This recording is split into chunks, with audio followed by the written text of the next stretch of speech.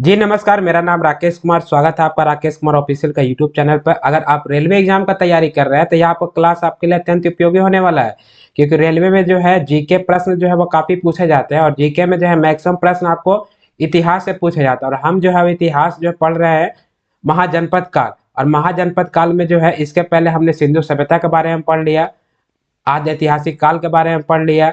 उसके साथ साथ जो है हमने वैदिक काल के बारे में पढ़ा, चार वेदों के बारे में पढ़ा, यानी जितने ग्रंथ थे वो सभी हम कर लिए थे। महाजनपद काल में जो है हमने देखा था टोटल महाजनपदों की संख्या कितनी थी, 16। और इस 16 महाजनपद में सबसे महत्वपूर्ण सबसे शक्तिशाली महाजनपद होता है आपको मगध। और मगध जो है वो अन्य 15 महाजनपदों पर क्या करता है, अपना अधिकार कर लेगा, और अधिकार करके जो है पूरे अन्य महाजनपद को जो है मगध में मिला लेगा। तो हमने देखा था कि इस मगध पर जो है वो टोटल 7 राजवंशों जो है शासन करते हैं। और उस 7 राजवंशों को जो हम एक ट्रिक के माध्यम से याद रखे थे, उसका क्रम ट्रिक क्या था? ट्रिक था आपका हसीन मुसुक शाह। क्या ट्रिक था? हसीन मसुक शाह। हसीन मुसुक शाह में हमने देखा था कि ह से हर्यक वंश, सी से शिशुनाग वंश, न से नंद वंश, म से मौर्य वंश, और सु से शुंग वंश, और क से कर्ण वंश, और सा से सातवाहन वंश।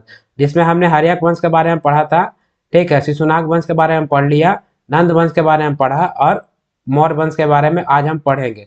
मौर्य वंश से पहले हमने देखा था कि भारत पे जो है किन दो विदेशी आक्रमणकारियों ने आक्रमण किया था। इसमें सबसे पहला आक्रमणकारी जो है वह हकमनी वंश का शासक साइरस द्वितीय होता है।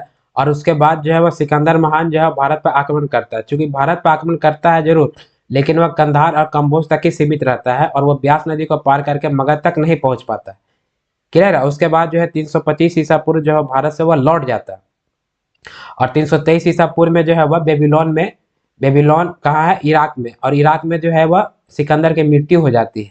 ठीक है, मृत्यु होने के उपरांत जो है उस समय मगध का जो है शासक कौन रहता है? तो आपको नंद वंश का अंतिम शासक धनानंद। और धनानंद की मृत्यु कौन कर देता है? उसकी हत्या कर देता है आपको चंद्रगुप्त मौर्य चाणक्य की सहायता से। और उसके बाद जो है नंद वंश के जगह पर अभी कौन सा वंश आ जाएगा? तो नंद वंश के जगह पर जो है अभी आ जाएगा आपका मौर्य वंश। तो चलिए आज एक क्लास में हम क्या पढ़ेंगे? मौर्य वंश के बारे में पढ़ेंगे। क्लियर है? मौर्य वंश के बारे में। तो चलिए मौर्य वंश के बारे में हम सबसे पहले समझते हैं कि मौर्य वंश, ठीक है, मौर्य वंश जो है आया कैसे। तो हमने आपको बताया था कि मौर्य वंश के पहले जो है आपको कौन सा वंश होगा? ये आपका नंद वंश होगा। ठीक है, नंद वंश। और नंद वंश का जो है वह स्थापना किसने किया था? तो नंद वंश का स्थापना किया था आपको महापद्म नंद ने। क्लियर है? नंद वंश का स्थापना किया था किसने? तो महापद्म नंद ने। और ये नंद वंश जो है कब से कब तक था? तो 344 ईसा पूर्व से लेकर के, ठीक है, 344 ईसा पूर्व से लेकर के 323 ईसा पूर्व तक का जो समय होगा वह नंद वंश का होगा। जिसमें नंद वंश में सबसे पहला शासक जो होगा वो आपको महापद्म नंद होंगे। कौन थे? महापद्म नंद। और महापद्म नंद के बाद जो है दूसरा शासक जो बना था वो आपको पंडुक बना था। कौन बना था? पंडुक। और पंडुक के बाद जो तीसरा शासक होगा वो आपको धनानंद था। ठीक है, कौन था? धनानंद। और यह धनानंद जो है वह बहुत ही क्रूर और लालची राजा था, और इससे जो है वह प्रजा काफी ज्यादा जो है वह ग्रसित थे।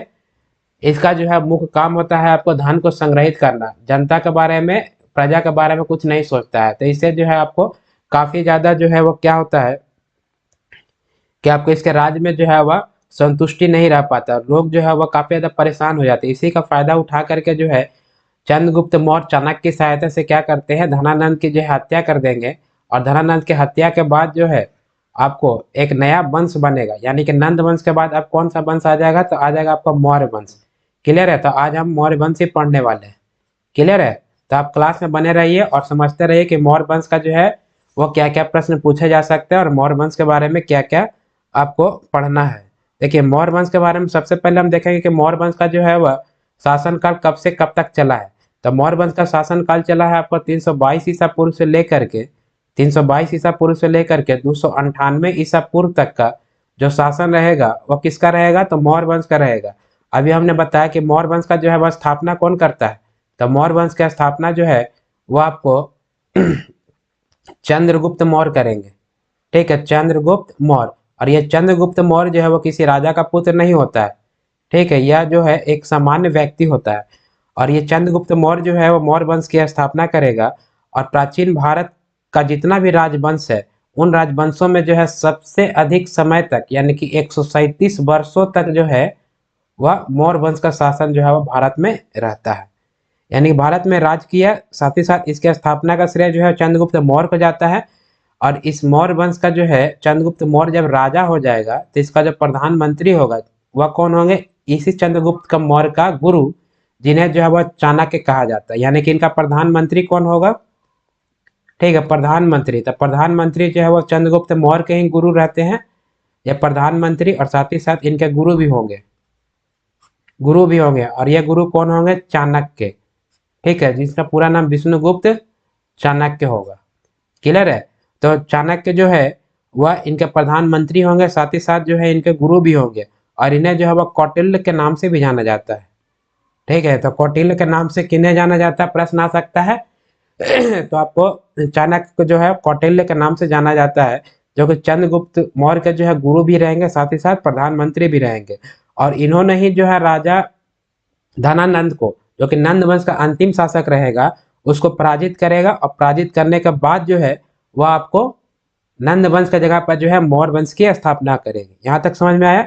अब यह मौर्य वंश का जो है वह अपना राजधानी जो है, जैसे प्रत्येक वंश का जो अपना राजधानी होगा जहां से जो है पूरा शासन प्रशासन चलाएगा, तो मौर्य वंश का जो है राजधानी है वह राजधानी कहाँ रहेगा, तो अभी तक जो है राजधानी पाटलिपुत्रा ही था। अभी हमने बीच में भी हमने देखा था कि राजधानी जो है बहुत चेंज हो रहा था, लेकिन इन्होंने जो है अपनी राजधानी में कोई परिवर्तन नहीं करता है। और मौर्य वंश की भी राजधानी कहाँ रहेगी, पाटलिपुत्रा। पाटलिपुत्रा क्यों रह जाएगी, क्योंकि जो है यहाँ पे जनता जो है वो किसके साथ हो जाएगी, चंद्रगुप्त मौर्य के साथ हो जाएगी, क्योंकि धनानंद से जो है जनता काफी ज्यादा पीड़ित थी। बात समझ में आया। यानी कि इनका राजधानी कहाँ होगा, राजधानी जो है पाटलिपुत्रा होगा। मौर्य वंश का जो राजा चंद्रगुप्त मौर्य होंगे या गद्दी पर बैठते हैं आपको 322 ईसा पूर्व। कब बैठेंगे, 322 ईसा पूर्व जो है वो आपको गद्दी पर बैठेंगे। गद्दी पर बैठेंगे मतलब ये आपको राजा के रूप में जो है आपको अपना राज्याभिषेक कराएगा। यानी कि राजा कब बनेगा, तो आपको 322 ईसा पूर्व जो है चंद्रगुप्त मौर्य जो है वह मौर्य वंश का संस्थापक होगा, और साथ ही साथ मगध का जो है वह राजा के रूप में बनेगा। यहाँ तक क्लियर हुआ। अभी जो आपको ये जो मौर्य वंश देख रहे हैं, ठीक है, चलिए अब यहाँ तक तो इसका इंट्रोडक्शन हो गया आपका मौर्य वंश का। अभी हम चंद्रगुप्त मौर्य के इर्द गिर्द ही देखेंगे कि मौर्य वंश जो है इसका संस्थापक जो है आपका कौन था, चंद्रगुप्त मौर्य, मौर्य वंश। क्लियर है, मौर्य वंश, इसका संस्थापक कौन रहेगा, चंद्रगुप्त मौर्य। और चंद्रगुप्त मौर्य जो है इसी के इर्द गिर्द हम लोग जो है वो पढ़ते चलेंगे।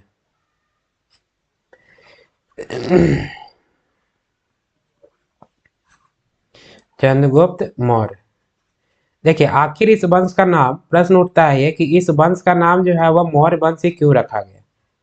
क्लियर है। तो इस वंश का नाम मौर्य वंश इसलिए रखा जाता है क्योंकि चंद्रगुप्त मौर्य के जो माता होंगी, यानी कि जो माँ होंगी, इनका नाम था मोरा। इनका नाम क्या रहता है, इनका नाम होगा मोरा, जिसका जो है वह संस्कृत में इसका अर्थ होता है मौर्य। ठीक है, इस मोरा का जो है संस्कृत में अगर अर्थ देखेंगे तो इसका अर्थ होता है मौर्य। और इसीलिए जो है इस वंश का नाम क्या रखा गया, मौर्य वंश जो है इस वंश का नाम रखा जाता है। यहाँ तक क्लियर है। इनकी माता का नाम था मोरा, और मोरा का संस्कृत में अर्थ क्या होता है, मौर्य होता है। और इसीलिए मौर्य अर्थ होता है, तो इसलिए इस वंश का नाम क्या रखा जाएगा, आपको मौर्य वंश रखा जाएगा। क्लियर है। ये चंद्रगुप्त मौर्य की जो शिक्षा होगी, इनका गुरु तो हम लोग समझ लिए, ठीक है। गुरु जो कौन थे, तो गुरु जो थे वो आपको चाणक्य थे, जिन्हें कौटिल्य के नाम से भी जाना जाता है, चाणक्य थे। और तब इनकी चंद्रगुप्त मौर्य की जो है शिक्षा, शिक्षा मतलब क्या है, इनका जो है आपका युद्ध का शिक्षा हो या राजनीतिक शिक्षा हो या अन्य शिक्षा हो, यानी सामाजिक शिक्षा, ये सभी शिक्षा जो है वो आपको तक्षशिला विश्वविद्यालय से पूरी होती है। कहाँ से पूरी होगी, तो तक्षशिला विश्वविद्यालय से। और तक्षशिला विश्वविद्यालय जो है वह इस समय यानी कि मौर्य काल का जो है सबसे बड़ा, ठीक है, विश्वविद्यालय, यानी कि मौर्य काल का जो है सबसे बड़ा शिक्षा का, ठीक है, केंद्र माना जाता था। ठीक है, कौन, आपको तक्षशिला विश्वविद्यालय। बात समझ में आया। यानी कि चंद्रगुप्त मौर्य की शिक्षा कहाँ से पूरी होगी, तो तक्षशिला विश्वविद्यालय से। तक्षशिला विश्वविद्यालय जो है वह मौर्य काल में जो है शिक्षा का बहुत बड़ा जो है वह केंद्र होता है। अभी मौर्य वंश की जो है जानकारी जो है वह कई स्रोतों से इसका जानकारी हमें प्राप्त होती है। जैसे पुरातात्विक स्रोत से भी इसकी जानकारी प्राप्त होगी, विदेशी यात्रा के विवरण से भी प्राप्त होगी, साथ ही साथ साहित्यिक स्रोत से भी प्राप्त होती है आपको मौर्य वंश की जानकारी। क्लियर है। और हम जानते हैं कि इतिहास की जानकारी जो है या तो साहित्यिक स्रोत से प्राप्त होगी या तो विदेशी यात्रा के विवरण से उन्होंने कोई पुस्तक लिखेगा, या जो है आपको पुरातात्विक स्रोत से जो है इनकी जानकारी प्राप्त होती है। तो उसी प्रकार से जो है मौर्य वंश की जो जानकारी जो है वह मौर्य वंश की जानकारी वह आपको विशाख दत्त की पुस्तक, ठीक है, विशाख दत्त की पुस्तक जो है मुद्रा राक्षस से बहुत ही ज्यादा इसकी जानकारी मिलती है। किसकी पुस्तक? तो विशाख दत्त की पुस्तक मुद्रा राक्षस। तो मुद्रा राक्षस जो है एक पुस्तक का नाम है, ठीक है, जिसको जो है किसने लिखा था? तो विशाख दत्त ने लिखा था। इसके रचयिता कौन होंगे? तो विशाख दत्त जो है, विशाख दत्त क्या होंगे? आपको मुद्रा राक्षस की पुस्तक का जो है वह रचयिता होंगे। और इसी पुस्तक में जो है चंद्रगुप्त मौर्य को जो है आपको निम्न जाति का बताया गया है। इस पुस्तक में लिखा गया है कि जो चंद्रगुप्त मौर्य होंगे वो कोई राजा का पुत्र नहीं था, बल्कि एक निम्न जाति का जो है वो व्यक्ति था, जिसे जो है इस पुस्तक में जो है वो क्या शब्द लिखा गया है इनके लिए? तो इनके लिए शब्द लिखा गया आपको ब्रिसल शब्द। ठीक है, क्या लिखा गया है? ब्रिसल शब्द। और ब्रिसल का मतलब होता है आपको निम्न जाति। बात समझ में आई? यानी निम्न जाति, यानी इससे पता चलता है कि जो मौर्य वंश के जो राजा चंद्रगुप्त मौर्य होंगे वो कोई राजा का पुत्र नहीं होता है, बल्कि एक निम्न जाति का व्यक्ति होता है। और विशाख दत्त की पुस्तक मुद्रा राक्षस में ही बताया गया है कि किस प्रकार से जो है नंद वंश का पतन होगा। ठीक है, मुद्रा राक्षस में जो इसकी भी जानकारी दी गई है कि किस प्रकार से नंद वंश का क्या हो गया? अंत हो गया। और नंद वंश का अंत करके जो है वह मौर्य वंश का उदय हुआ। क्लियर है? नंद वंश का अंत होता है तथा जो है आपको मौर्य वंश की उदय, मौर्य वंश का उदय। तो आपको प्रश्न में आ सकता है कि आपको प्रश्न में दे देगा कि मुद्रा राक्षस से किसकी जानकारी मिलती है? नंद वंश के अंत तथा मौर्य वंश का उदय का, या तो इससे पहले जितने भी हमने वंश पढ़ा है, जैसे हर्यक वंश का अंत, या हर्यक वंश के बाद शिशुनाग वंश हमने देखा, यह शिशुनाग वंश का उदय। तो इस प्रकार से आपको दे सकता है। तो यहाँ से प्रश्न उठ सकता है कि मुद्रा राक्षस पुस्तक जिसके रचयिता विशाख दत्त है, उससे जो है नंद वंश का अंत तथा मौर्य वंश के उदय की जानकारी हमको मुद्रा राक्षस पुस्तक से मिलती है, जिसकी रचयिता कौन है? विशाख दत्त है। तो इस मुद्रा राक्षस पुस्तक से भी मौर्य वंश की जानकारी हमें प्राप्त होती है। विशाख दत्त की पुस्तक मुद्रा राक्षस में ही जो है आपको इसके अनुसार जो है बताया गया कि चाणक्य के सहयोग से जो है चंद्रगुप्त मौर्य ने जो है धनानंद का अंत किया। ठीक है, इसी पुस्तक में जो है एक और जानकारी क्या मिलती है कि आपको चंद्रगुप्त मौर्य जो है वो नंद वंश के अंतिम शासक जो धनानंद होंगे उनका जो है वह अंत यानी हत्या करते किसकी सहायता से? तो आपको चाणक्य की सहायता से। बात समझ में आया? यानी किसी में क्या मिल रहा है आपको? धनानंद, धनानंद की मृत्यु, जो मृत्यु होगी, ठीक है, वह कौन करेगा? तो इसकी मृत्यु करेगा चंद्रगुप्त मौर्य। क्लियर है? चंद्रगुप्त मौर्य, चंद्रगुप्त मौर्य। तो चंद्रगुप्त मौर्य अकेले नहीं करता, किसकी सहायता से? तो चंद्रगुप्त मौर्य करेंगे चाणक्य की सहायता से। ठीक है, किसकी सहायता से? चाणक्य की सहायता से जो है आपको चंद्रगुप्त मौर्य धनानंद की मृत्यु करती है। और इसकी जानकारी हमें कहाँ से प्राप्त हो रही है? तो विशाख दत्त की पुस्तक मुद्रा राक्षस से प्राप्त हो रही है। यहाँ तक समझ में आ रहा है? यहाँ तक समझ में आ रहा है? अभी ये जो धनानंद जो होंगे, ठीक है, ये धनानंद की एक पुत्री होती है। ठीक है, धनानंद की एक पुत्री होती है और इस धनानंद की पुत्री का नाम होता है दूरधरा। और यह दूरधरा जो है यानी धनानंद की एक पुत्री होगी। ठीक है, इसकी एक पुत्री होगी और पुत्री का नाम होता है दूरधरा। और यह दूरधरा जो है वो चंद्रगुप्त मौर्य से जो है वो प्रेम करती है। ठीक है, चंद्रगुप्त मौर्य से जो है वो प्रेम करती है। और चूंकि वह प्रेम करती है इसलिए जो है वह चंद्रगुप्त मौर्य का साथ देती है। किसका साथ देगी? चंद्रगुप्त मौर्य का साथ देती है। और आपके राज्य के जितने भी जो खुफिया जानकारी होती है वह दूरधरा ही जो है वह चंद्रगुप्त मौर्य को क्या करेगी? प्रदान करेगी। यह चंद्रगुप्त मौर्य को प्रदान करेगी। और इसी कारण से जो है चंद्रगुप्त मौर्य जो है वह मगध के अंतिम राजा जो है धनानंद जो है नंद वंश के अंतिम राजा, उसकी हत्या करने में या उस पर विजय प्राप्त करने में जो है वह सफल हो पाते हैं। तो ये भी जो है एक बहुत बड़ा तथ्य है कि धनानंद की पुत्री ही, आप जानते हैं कि प्रेम जब होगा तब प्रेम में जो है माँ बाप कोई दिखाई नहीं देता। वही हाल हुआ आपका धनानंद की पुत्री दुर्धरा का। क्लियर है? चूंकि देखिए ये दुर्धरा भी समझ रही थी कि जो है धनानंद हमारे पिता है वो जो है जनता के साथ क्या कर रहे हैं? बहुत ही क्रूर व्यवहार कर रहे हैं, जनता के प्रति सोचते नहीं है। ये भी हो सकता है। और ये भी है कि दुर्धरा जो है वह चंद्रगुप्त मौर्य से जो है प्रेम करती है और इसलिए जो है वह राज्य की पूरी खुफिया जानकारी जो है वह चंद्रगुप्त मौर्य को देते हैं, और फिर चंद्रगुप्त मौर्य जो है चाणक्य की सहायता से जो है वह धनानंद के मृत्यु करने में सफल हो पाते हैं। बात समझ में आया? तो दुर्धरा से प्रेम करेगी तो बाद में जो है चंद्रगुप्त मौर्य की जो पत्नी होगी, ठीक है, इनकी जो पत्नी होगी वो पत्नी कौन हो जाएगा आपको? दुर्धरा हो जाएगी। और यह दुर्धरा कोई और नहीं होती है बल्कि आपको धनानंद की पुत्री होती है। ठीक है, धनानंद की क्या होगी? धनानंद की पुत्री होगी। और यह धनानंद जो है वह नंद वंश का अंतिम शासक रहेगा, जिसे चंद्रगुप्त मौर्य ही मारता, और इसी की बेटी से जो है चंद्रगुप्त मौर्य क्या करेगा? विवाह कर लेगा, और उसकी जो है पहली पत्नी जो है वह दुर्धरा होगी। क्लियर है? और इसी दुर्धरा से जो है वह एक पुत्र प्राप्त होगा जिसका नाम होगा आपका बिंदुसार। क्लियर है? जो हम चंद्रगुप्त मौर्य के बाद जो है वह अगला शासक जो मौर्य वंश का बिंदुसार होगा, उसके बाद में हम पढ़ेंगे।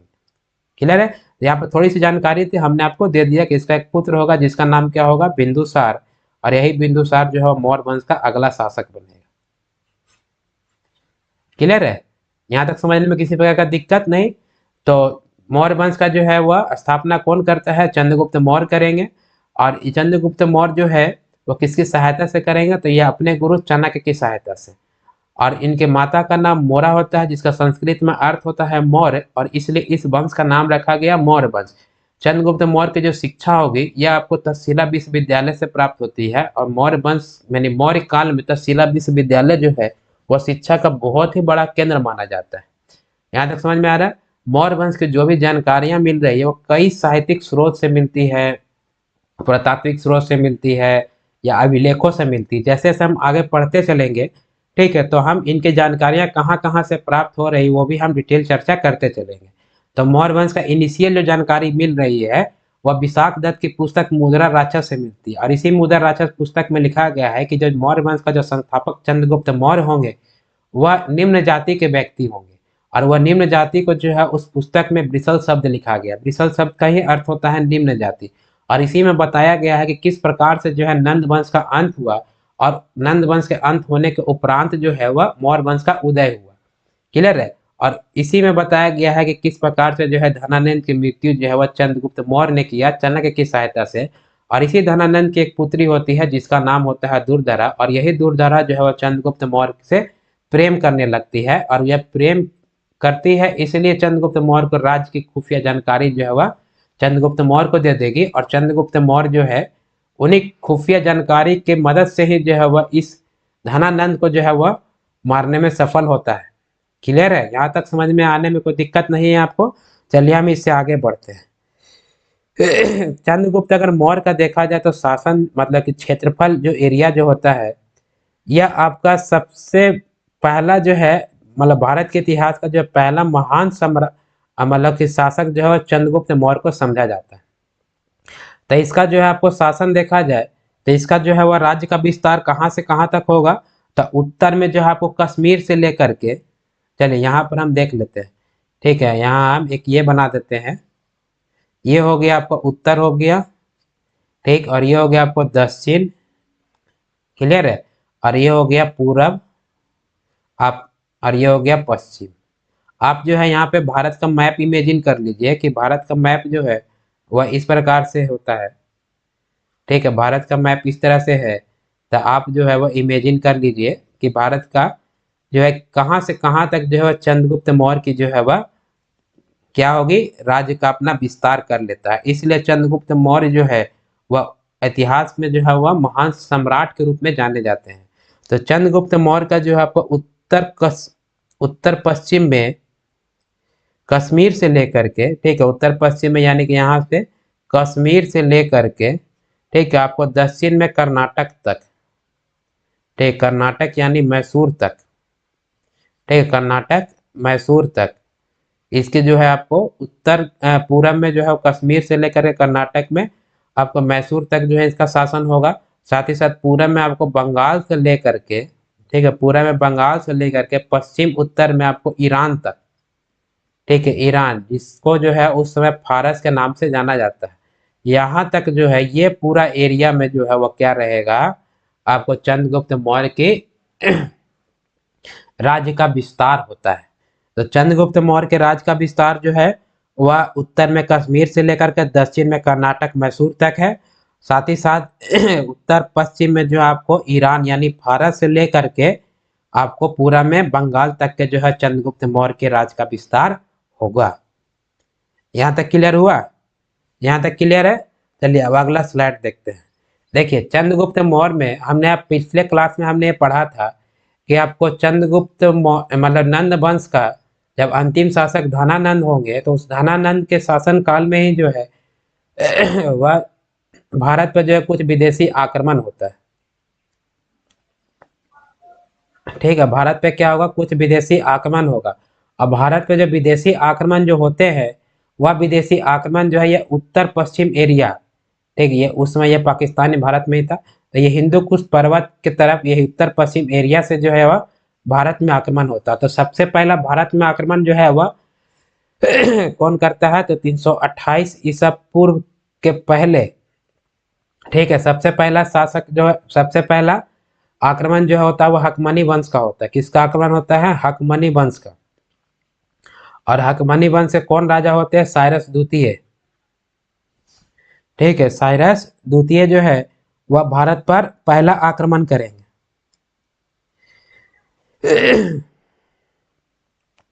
ठीक है, हकमनी वंश का जो संस्थापक होगा साइरस द्वितीय, ठीक है, तो ये संस्थापक होते हैं हकमनी वंश के, और जो आक्रमण करते हैं उनका नाम होता है डेरियस, सॉरी, ठीक है, डेरियस जो है, डेरियस प्रथम जो है वह पहला आक्रमणकारी होता है भारत में। और दूसरा आक्रमणकारी जो है 328 ईसा पूर्व जो है वह करता है आपको यूनान के राजा सिकंदर। ठीक है, यूनान के राजा सिकंदर, और चूंकि ये विश्व विजेता होता है इसलिए इसको नाम में के बाद जो है सिकंदर हम महान लगाते हैं। तो पहला आक्रमण करेगा आपको 328 ईसा पूर्व, ठीक है, यहाँ पर होगा पहला आक्रमण होगा हकमनी वंश का, और उसके बाद जो दूसरा आक्रमण जो होता है वह सिकंदर होता है।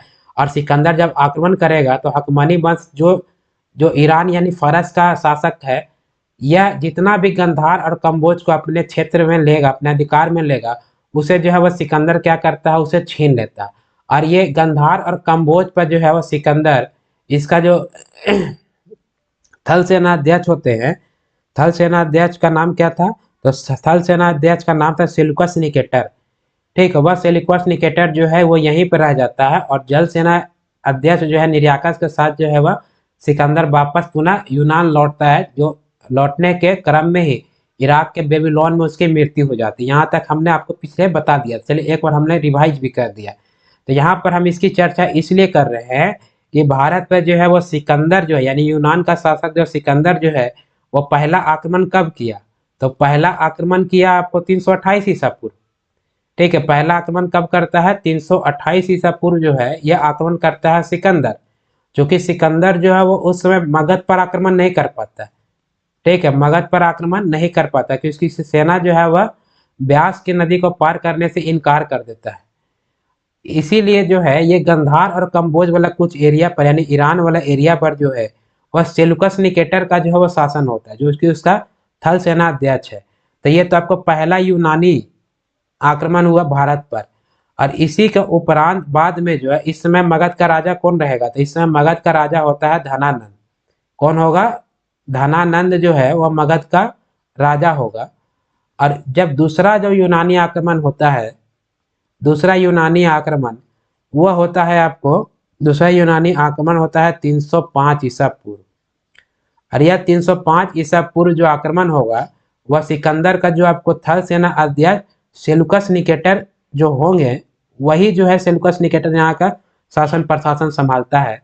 तो दूसरा यूनानी आक्रमण आपको 305 ईसा पूर्व, ठीक है, इसी सिकंदर का सेनापति कौन रहेगा? Seleucus Nicator. सेल्यूकस निकेटर, ठीक है, सेल्यूकस निकेटर। यह सेल्यूकस निकेटर जो है वह भारत पर दूसरा आक्रमण करेगा। बात समझ में आया? और जब यह भारत पर आक्रमण करेगा तो उस समय मगध का राजा कौन होगा? तो शासन तो बदल गया, वंश भी बदल गया। तो अभी जो है आपको मगध पर जो शासन होगा वो मौर्य वंश का होगा, और मौर्य वंश के राजा कौन होंगे? तो चंद्रगुप्त मौर्य होंगे। बात समझ में आया? चंद्रगुप्त मौर्य होते हैं। तो दूसरा यूनानी आक्रमण जो है वह सेल्यूकस निकेटर करेंगे, 305 ईसा पूर्व जो है यह करता है। और सेल्यूकस निकेटर जो है वो किसका सेनापति रहता है तो आपको सिकंदर का जो है वो सेनापति होता है, थल सेना अध्यक्ष। किंतु चंद्रगुप्त मौर्य जो है इस युद्ध में, यानी दूसरा आक्रमण होगा, इस युद्ध में जो है वह चंद्रगुप्त मौर्य क्या हो जाएंगे, विजय हो जाएंगे। ठीक है, विजय कौन होगा, मौर्य वंश का राजा चंद्रगुप्त मौर्य। क्लियर है। और पराजय कौन हो जाएगा, पराजय हो जाएगा आपको सेल्यूकस निकेटर जो है वह क्या हो जाएंगे, पराजय हो जाएंगे। बात समझ में आया, सेल्यूकस निकेटर जो है यह पराजय हो जाएगा और चंद्रगुप्त मौर्य जो है वह आपको वह इस आक्रमण में है जो है वह विजय हो जाते हैं। लेकिन चंद्रगुप्त मौर्य जो है वह विजय होने के उपरांत यानी बाद भी जो है वह सेल्यूकस निकोटर की हत्या नहीं करते। जब हत्या नहीं करेंगे तो इसके साथ जो है वो कंप्रोमाइज होगा, यानी संधि होगी। और इस संधि में जो है चंद्रगुप्त मौर्य कहते हैं कि ठीक है, हम आपको जो हत्या नहीं करेंगे, लेकिन हम जो है वो आपके पुत्री से क्या करेंगे, विवाह करेंगे।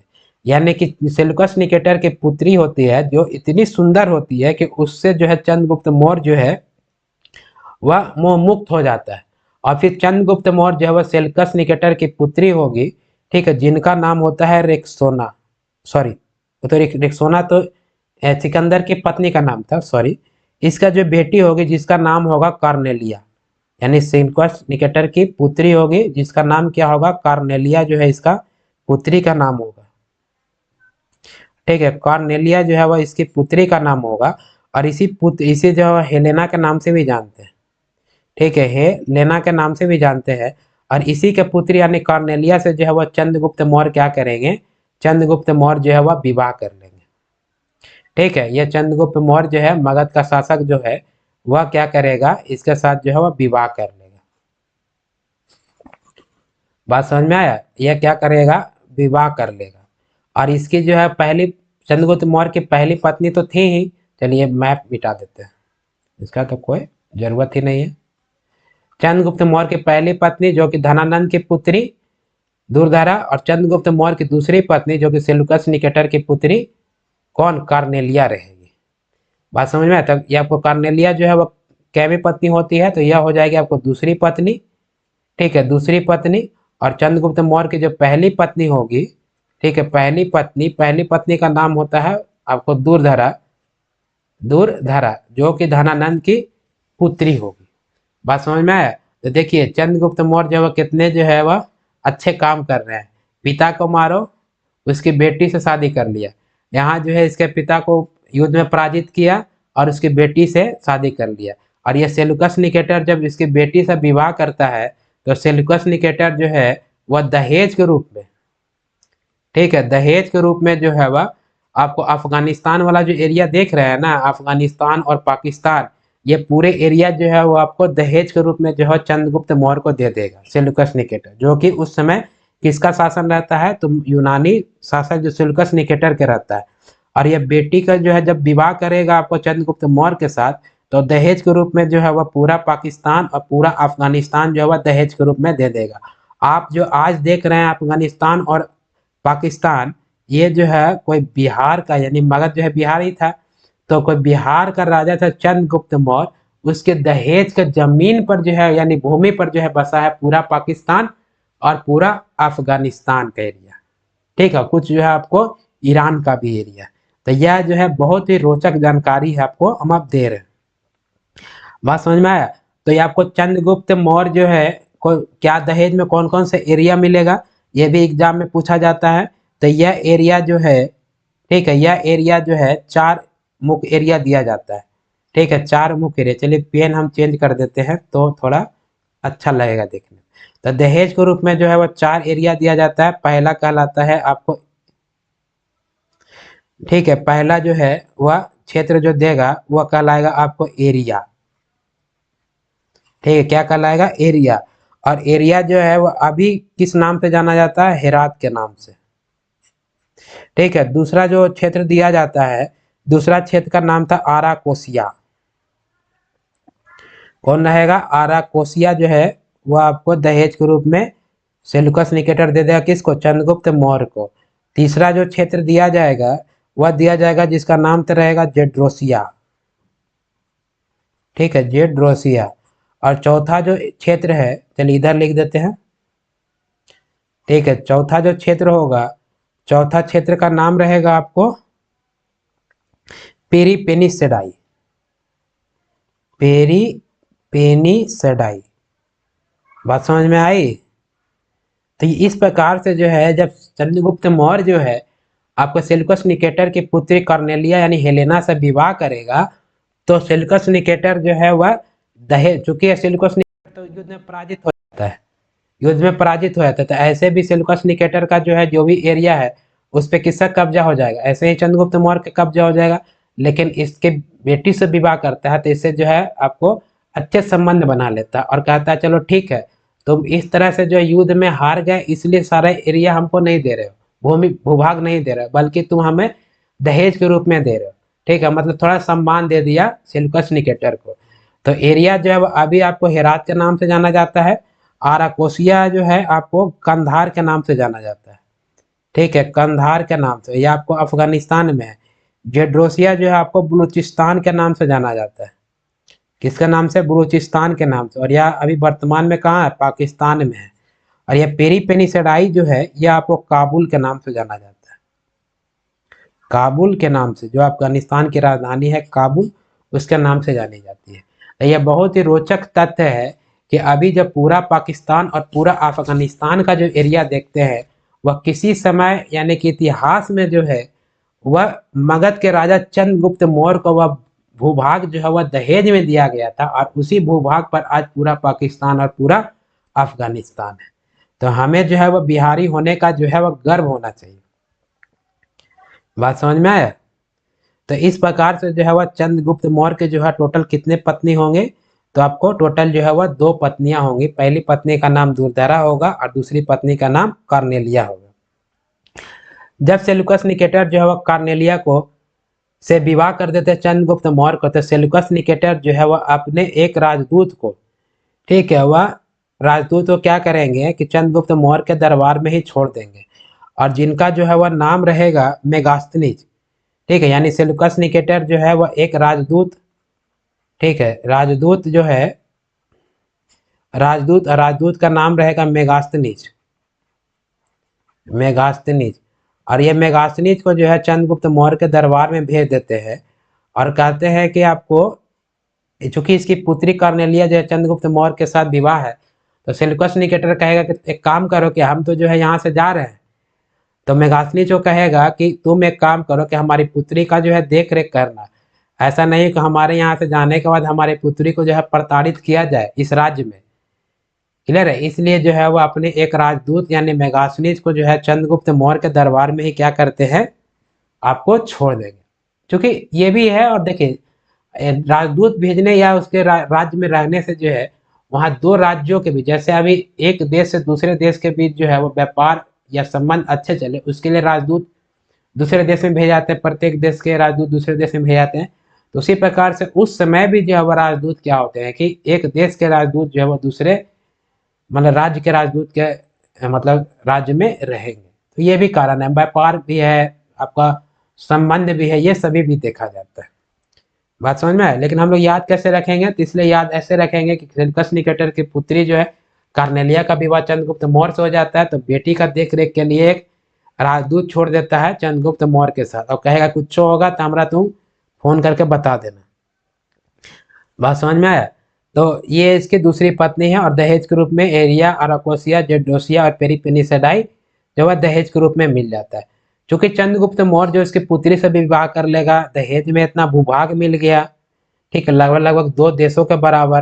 तो चंद्रगुप्त मौर्य का भी तो फर्ज बनता है कि सेल्यूकस निकेटर को जो है कुछ उपहार दे जाते समय।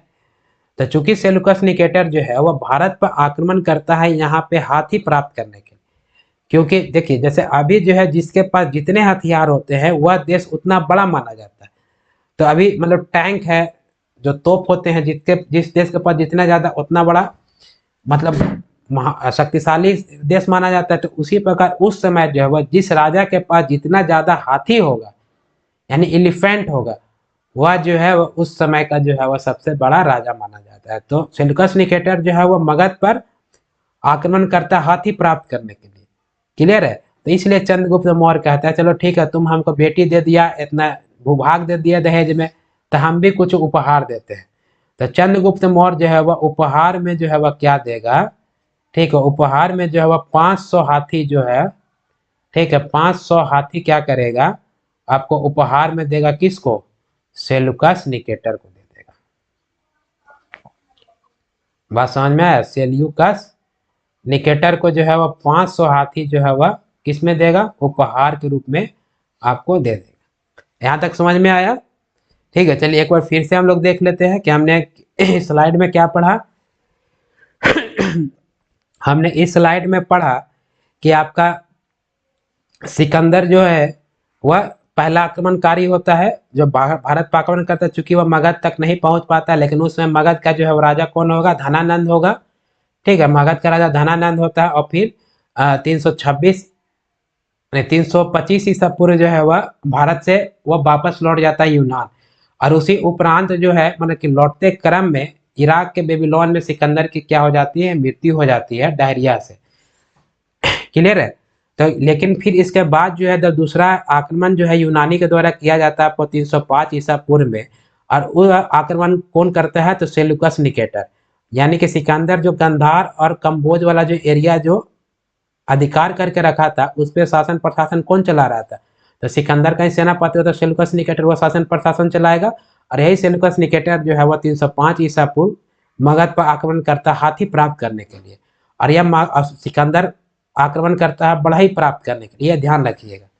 क्लियर है। तो उस समय मगध का राजा चंद्रगुप्त मौर्य रहेगा, वंश बदल जाएगा, मौर्य वंश होगा, ठीक है। तो यह आक्रमण में जो है वह सेल्यूकस निकेटर पराजय हो जाता है और चंद्रगुप्त मौर्य की जो है वह विजय हो जाएगी, यानी जीत जाएगा।